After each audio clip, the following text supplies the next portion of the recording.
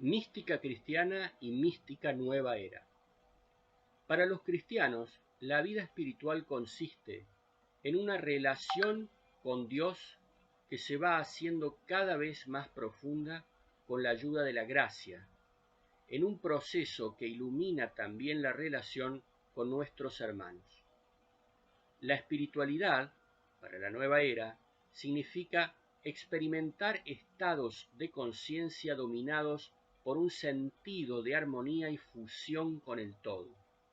Así, mística no se refiere a un encuentro con el Dios trascendente en la plenitud del amor, sino a la experiencia provocada por un volverse sobre sí mismo, un sentimiento exaltante de estar en comunión con el universo, de dejar que la propia individualidad se hunda en el gran océano del ser.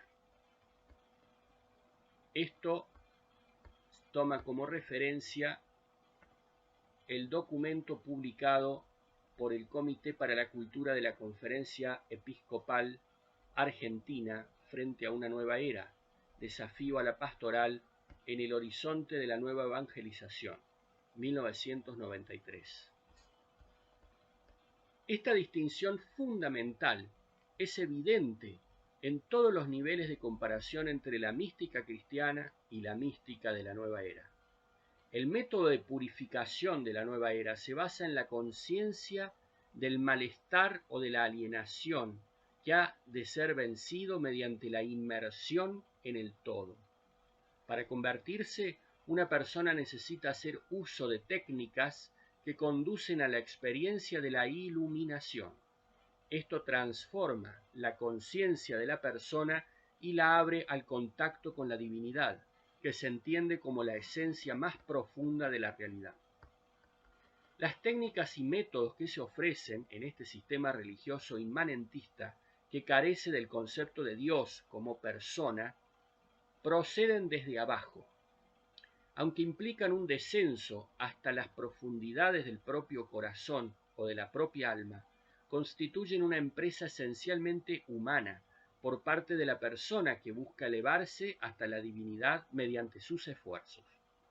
Con frecuencia es un ascenso del nivel de conciencia hasta lo que se entiende como una percepción liberadora del Dios interior.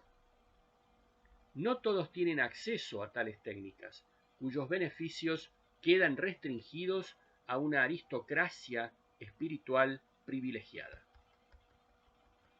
Por el contrario, el elemento esencial de la fe cristiana es que Dios se abaja hacia sus criaturas, particularmente a los más humildes, a los más débiles y menos agraciados según los criterios del mundo. Hay algunas técnicas espirituales que conviene aprender, pero Dios es capaz de soslayarlas e incluso de prescindir de ellas. Para un cristiano, su modo de acercarse a Dios no se fundamenta en una técnica, en el sentido estricto de la palabra. Eso iría en contra del espíritu de infancia exigido por el Evangelio. La auténtica mística cristiana nada tiene que ver con la técnica, es siempre un don de Dios, cuyo beneficiario se siente indigno. Congregación para la Doctrina de la Fe, Oraciones Formas. Párrafo 23. Para los cristianos, la conversión consiste en volverse al Padre por medio del Hijo, dóciles al poder del Espíritu Santo. Cuanto más se avanza en la relación con Dios, que es siempre y en todos los casos un don gratuito, más aguda es la necesidad de convertirse del pecado, de la miopía espiritual y de la autocomplacencia, cosas todas que impiden un abandono confiado de sí en Dios y una apertura a los demás. Todas las técnicas de meditación necesitan purificarse de la presunción y de la ostentación. La oración cristiana no es un ejercicio de contemplación de sí mismo, quietud y vaciamiento de sí, sino un diálogo de amor que implica una actitud de conversión, un éxodo del yo, del hombre, hacia el tú de Dios. Párrafo también extraído de Oración y Formas, ver las secciones sobre la meditación y la oración contemplativa en Catecismo de la Fe Cristiana, numerales 2705 a 2719.